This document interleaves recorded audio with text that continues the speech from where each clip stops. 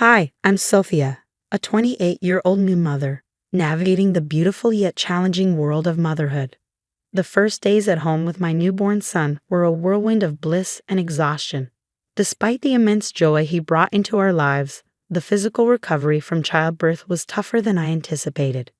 The house was in constant disarray, laundry piled up, and dishes rarely made it out of the sink. One afternoon, as I was trying to soothe my crying son, the doorbell rang unexpectedly. It was Linda, my mother-in-law, who popped in unannounced. Her eyes quickly scanned the cluttered living room before settling on me with a blend of concern and disapproval. "I thought I'd come and see how you're managing, dear," Linda said, stepping over a stray baby toy. "Tom mentioned you might need some help." "Thanks, Linda. Things are a bit hectic, but we're managing," I replied, trying to mask the stress in my voice. Linda walked into the kitchen, where the clatter of unwashed dishes echoed around us. "It looks like you could use more than a little help," she remarked, her tone sharp. "This place is a mess. Is this how you plan to raise my grandson?" Her words stung, and I felt the weight of her judgment crushing my already fragile spirit. "I'm doing the best I can," I said defensively, holding my son a little tighter. Linda sighed heavily. "Sophia, being a mother is about prioritizing, and right now, it seems like you're not prioritizing anything at all." I was about to respond when Tom walked in. Seeing the tension, he quickly tried to diffuse the situation. "Mom, Sophia is doing an amazing job. It's been tough with the baby not sleeping well," Tom said, trying to defend me. Instead of backing down, Linda turned to Tom. "You need to help her understand what's at stake. It's not just about keeping the house clean. It's about responsibility. She's not living up to the family standards." Tom looked at me, then back at his mother, torn. "Mom, please let's not do this now. Sophia's recovering, but that's exactly when you need to instill discipline," Linda interrupted, her voice rising. "If she learns it now, she'll manage better in the future. You can't be soft on her, Tom." "Maybe you're right, Mom.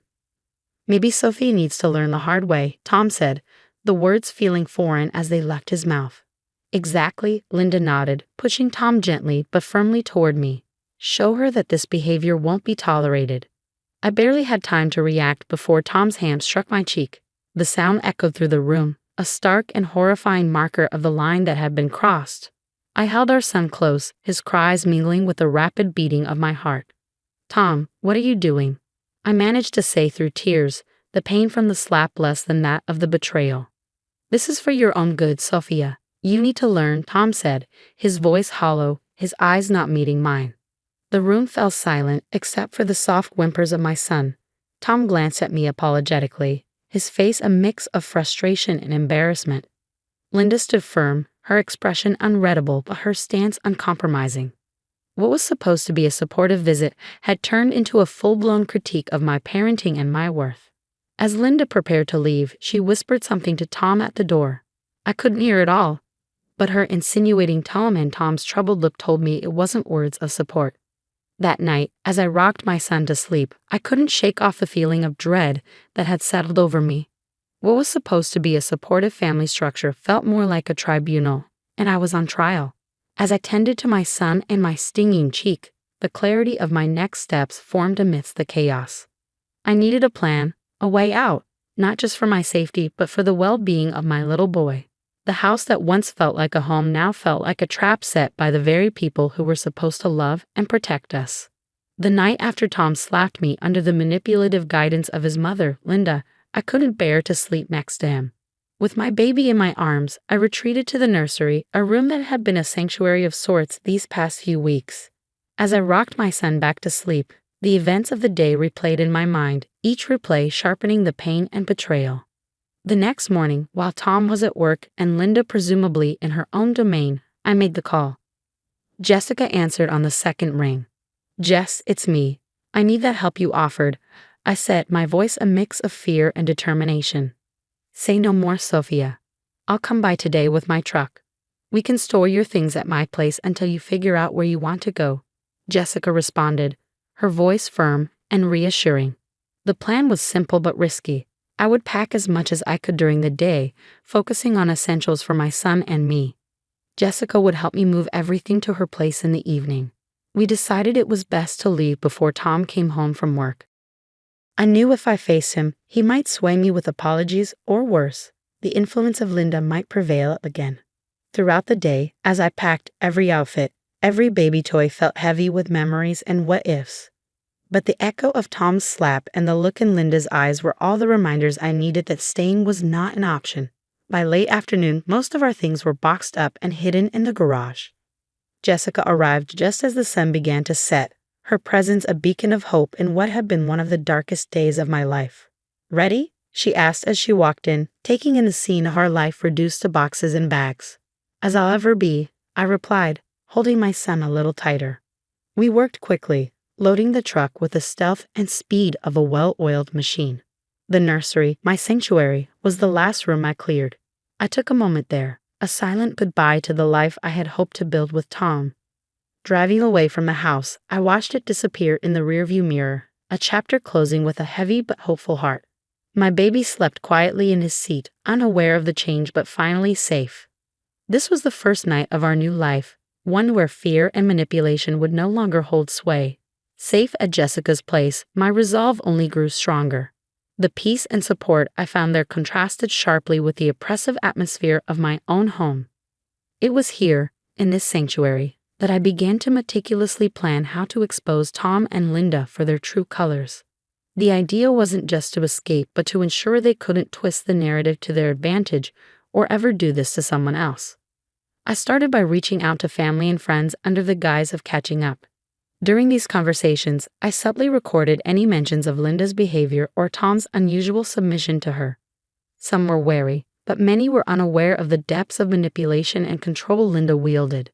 Over the weeks, these bits of evidence began to form a clearer picture.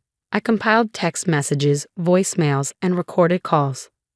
I even managed to capture a particularly damning video of Linda coaching Tom on how to handle me, using language that made it clear this was more about control than concern. With everything in place, I chose the venue for the confrontation, a family gathering hosted by Tom's sister for her anniversary. It was a neutral place with enough family members present, some of whom had quietly expressed discomfort with Linda's dominance in the family dynamics. On the day of the gathering, my nerves were taut as a wire. I arrived with Jessica, who had agreed to support me through this ordeal. The murmurs of greeting were tepid. The tension around Tom and Linda's recent domestic issues had reached even the most distant relatives.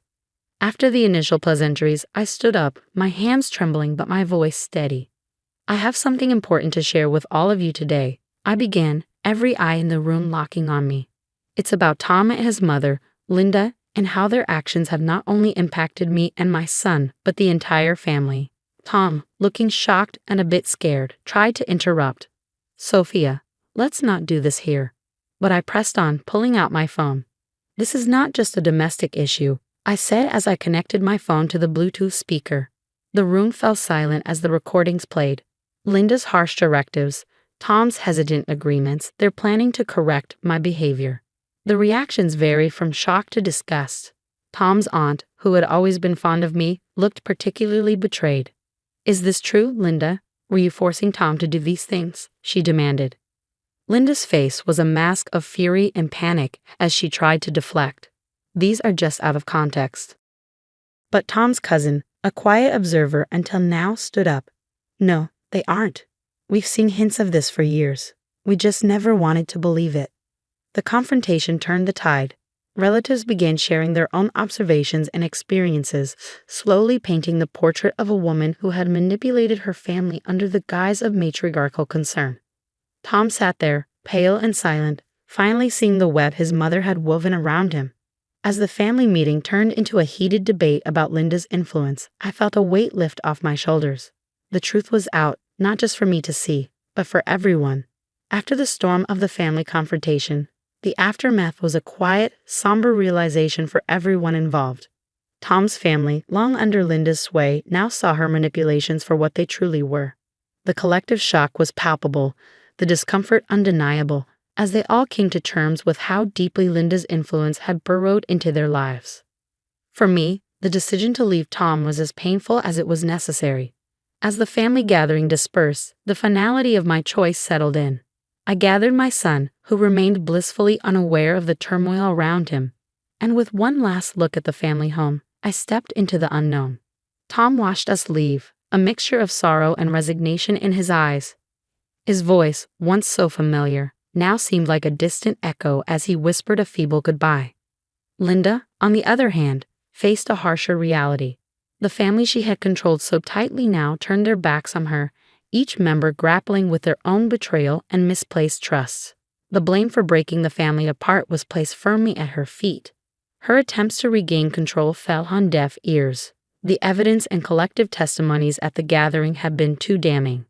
In the weeks that followed, Tom tried to reach out, his messages a mix of apologies, pleas for understanding, and promises of change. But the memory of his hand raised against me, the echo of his mother's voice in his actions, were barriers too great to overcome. The trust was shattered, and with it the foundation of our marriage. I found refuge in a small apartment far from the neighborhood I once called home, a place where no one knew my story. Jessica remained my steadfast supporter, helping me navigate this new phase of life. My days were filled with the simple routines of caring for my son and rebuilding a world safe from the shadows of the past. The healing process was slow and often painful. There were days when the weight of everything that had happened felt overwhelming, but the freedom to make choices without fear of manipulation or abuse was a powerful motivator. I attended therapy, joined support groups for single mothers, and gradually, the fragments of my old self began to knit back together into someone stronger, more resilient. My son's laughter became my anchor, his milestones a series of light points guiding me forward. As he grew, so did my confidence in our future, one I was now crafting on my terms. Months turned into a year, and one evening, as I put my son to bed in our cozy living room filled with drawings and toys, I reflected on the journey. The pain of the past was still a shadow, but it was a shadow dwarfed by the light of new beginnings. The support of friends and the unconditional love of my son had woven a safety net strong enough to catch me on the days I faltered.